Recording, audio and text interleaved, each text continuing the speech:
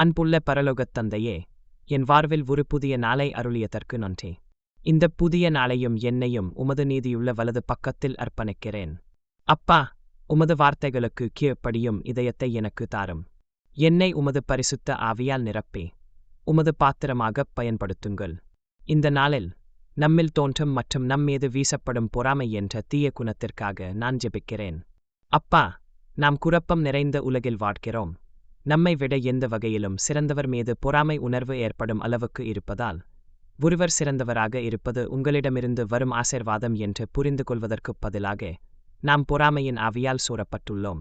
தயவு செய்து உங்கள் ஆசீர்வாதங்களில் மகிழ்ச்சியடையவும் எங்களுக்கு நல்லெண்ண இதயத்தைத் தாரும். எங்களை பொறாமையின் ஆவியிலிருந்து பாதுகாக்கவும் எந்தத் தீங்கும் எங்களை நெருங்காது காத்து அருளும்.